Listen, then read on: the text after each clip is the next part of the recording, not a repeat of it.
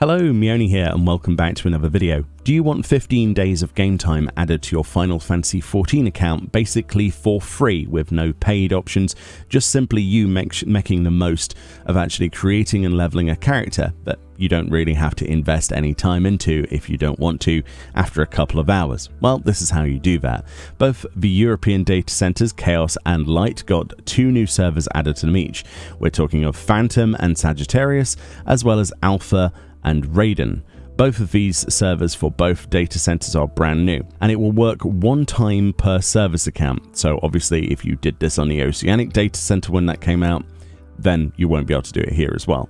But if you want your 15 days of game time, simply pick one of these new servers or preferred servers and go and create a character there. For example, in this demonstration, we're going to create a quick character over on Sagittarius. Once we're happy with our character, obviously we're not going to be spending too much time on this because, we are going to be, kind of not really paying attention to this character. It's a bit of a throwaway. We're going to pick something that's a DPS, mostly because even though tanks and healers will get faster queues, we're not really after doing dungeon grinding or anything like that. Preferred servers have EXP boosts on them, so you don't really have to worry too much about that. So the faster you kill things, probably the better. I personally would advise probably going for one of the DPS. I'm going to go for Arcanist just simply because I think it would be nice to have that extra heal. You'll notice here that it's already saying, hey, you Sagittarius is a starting world. You'll notice even though it's slightly grayed out in the background here, it says EXP bonuses are currently being granted to all new players created on this world. So this isn't going to take long at all to get to level 30, which is going to randomize. There's a random button. I don't think people even use this. Our character is going to be on a... Sure, that's fine. Okay, so we've created our character and we're in the game being bombarded with tooltip helps and all that other stuff. We're going to actually start this off and I'm going to come back when I'm level 30 and we're going to do /playtime and see how long it has been. This character is exactly 1 minute old since character creation. So we're going to unlock the world and come back and I'll see how long it took me. But yeah, if you're anything like me and you've played for a while, you'll probably get 3 sets of full mailbox every time you actually create a character. It's not something to brag about, it's just something that accumulates over time, especially if you've bought stuff from the cash shop. You'll see just glamour everywhere. Here we go. The Helm of Light, for example, that's definitely something I would recommend because it gives you 20% EXP bonus level 10 or below, so I'm going to pick that up. And there's also the Moogle cap as well, which does exactly the same thing. We also have some other gear in the game that will give you bonuses, such as the Garland goggles. If you happen to have, purchased the original Final Fantasy XIV at release, not everybody's going to have that. For example, have both the Moogle hat, so we get 20% EXP bonus when we're level 10 or below. We're going to use Memphina's earring because it scales no matter what level we are. And of course that does give us 30% experience when level 80 and below, and we're also just going to have something equipped in each slot. It doesn't matter what you do, just press the recommended button and we're good. So we have 2 forms of EXP bonus there, which is going to help us in a huge way. So the main method of actually leveling this up then will be to just stick with the MSQ quests as much as possible. The bonuses from all this stuff and the actual Road to 80 buff will apply to pretty much anything we do, but a lot of that will be experience from monster kills and things like that. So, but we don't really want to worry too much about it. We're just going to blast through this as fast as we possibly can. We're going to skip as many cutscenes as we can, obviously, which is sacrilege if it's your first time through, but obviously this is not our first time through, and we're just going to go as fast as possible, and we'll see what sort of time this takes us. But yes, hopefully not too long at all. Ultimately, the really slow element of this is actually the fact that we don't have mount or the ability to mount at this point. So obviously getting between A to B is going to take a while. So you might want to kill a couple of things on the way, especially if you've picked up your job quest or something, your class quests.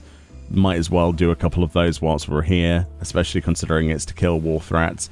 So that was, what, 2 levels from basically 2 quests back to back there that we didn't have to do anything about because we already had the item level needed for that quest. I remember that being a real problem when I first started playing this game, the item level quest, because I didn't know how vendors worked. I didn't realize you could buy gear from the vendor next to him. Ah, good times, and bad times. But yeah, obviously some of the other things to make things faster would be to remember to attune to aetherites, because I'm a complete potato and I completely forgot to do that at Summerford up there. There's level 10, nicely done. And obviously one of the ways that you would make this a lot faster is by joining an FC. Now, I don't have that luxury and I'm not gonna, you know, waste time to try and find an FC, but an FC with like Heat of Battle 2 is going to be another 10% on top of that, so it would even be more beneficial if you had an FC set up with, you know, with a group already on that server. It's not the most optimal because, you know, it requires some pre-planning, but yeah, that would be a way of making this even quicker than it already is. As long as you're actually equipping stuff that you get along the way as well in terms of gear, like we just got a brand new book, you should have no problems at all in having plenty of damage to take care of anything that comes across your way. The leveling experience is a lot higher than it used to be, and honestly you do seem to be a lot more powerful than back when I first played this game. I mean, you can afford to stand in a lot more stuff, and yeah, it's just not really as bad as it used to be, and yeah, people should make the most of that. There we go, there's level 15, so half of the way there. Right, so there's level 20. We're doing quite well here. 10 more to go. Right, as you can see, I'm nearly level 21, and I'm on the Leminzen Envoy, which is the quest you finally get to actually travel around the world. So it just puts into perspective how much further ahead you are with EXP bonuses. I mean, the Leminzen Envoy is a level 15 quest, and we're 20, so we're currently 5 levels ahead by just doing the MSQ than anything else. Alright, so we've hit a level 21, nearly 22, and we've finally got the It's Probably Pirates quest, which is to do Sastasha. And to do Sastasha, obviously the queues are going to be probably quite annoying as a DPS, but of course we can use the duty to support system by just simply clicking on the entrance here. So we're going to be queued in with these other level 15 NPCs, and this will be much quicker because obviously we get instant queue. Or alternatively, just promise that your girlfriend will get runs as well, boosted on her character after she helps you. Obviously, being on the same data center certainly helps as your main characters. So thank you, Fran. Thank you for helping this video be a little bit quicker. But yeah, your mileage may vary depending on if you have friends or not. But the duty support system is pretty good. As you probably are aware, they're not as fast as this, but it's just as good as if you were doing it synchronized with other people. Not long after you've actually done Sastasha in the questline, you actually have to do Tamtara, and then obviously it is Halatali. So I'm obviously going to use Fran here as much as possible since she's willing, but obviously if you didn't have access to someone else to help you, it would take a little bit longer, especially with getting around between those places. Oh yeah, I forgot about Copperbell Mines as well. That's one of the other dungeons. But as you can see, we're level 27, so, you know, 3 more levels to go, and we've entered into the Scions of the Seventh Dawn, which is actually a level 17 quest, so we are absolutely miles ahead, you know, of where we should be, over 10 levels now. That's actually pretty good. So here we are, 29 and a quarter of the way in. With a nice 6-second kill from our boosting girlfriend here. Brings us very close to level 30, but not quite, not quite. Okay, so Ifrit's been defeated. We're going to skip a cutscene and see how much closer we are.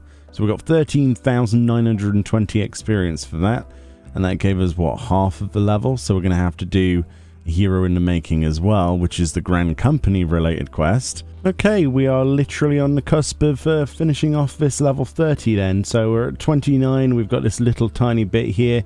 We've just rescued Biggs and Wedge, if you're familiar with that part of the storyline.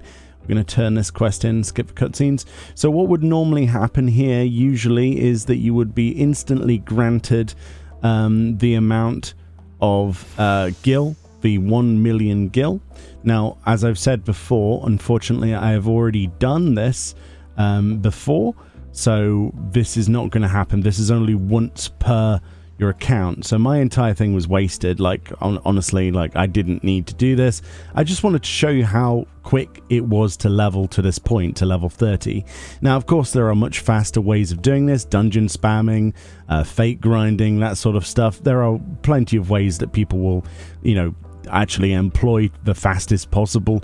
But since you actually have the EXP bonuses of Road to 80, as well as, you know, obviously using the Menfina's earring if you've got that, or any of the other plus experience bonus stuff, including an FC buff, you will get there in no time. Some people will probably get to level 30 prior to even engaging Ifrit, which is obviously a much better scenario, but this is what it is. So, you know, essentially 4 duties and 4 dungeons and a trial, and we're here. So let's have a look then, since I did say what is our /playtime. Bear in mind, I've only played this today from character creation, as you saw earlier. So we have 2 hours 58 minutes. That's 3 hours. If you take a little bit extra time for the fact that we did obviously, you know, grab Fran to help me with the duties unsynced, then you could probably add maybe 1 to 2 hours more on that. Yeah, so maybe 4 to 5 hours for a very casual sort of level up. So I'm just proving that, you know, if you've got 5 hours spare over a couple of days, this is probably worth it, considering, you know, you get 15 days of game time applied to your account. You can only do this once per service account, as well as 1 million gil. Obviously, if I had that 1 million gil right now, I would trade that to Fran, and she would take that over to our server. Our main characters would benefit from that. So definitely a good idea if you can do this.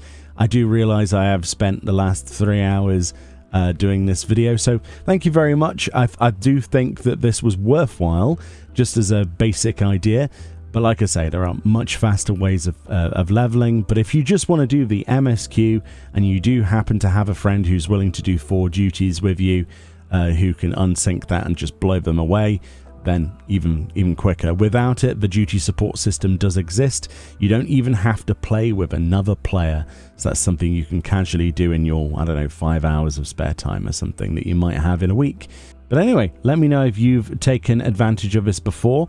The reason it's not worked for me this time is because I took advantage of it when we did the Oceanic Data Center, when I did that there. But I thought we'd put this into video format and share my findings.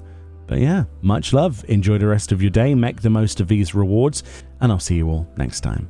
Now to delete this alt. Now I'll probably keep her on Sagittarius as my little bank alt or something. I have no idea. I have no idea what to do with this, but thanks to Fran, obviously, for the help as well. And yeah, see you in the next video. Bye-bye.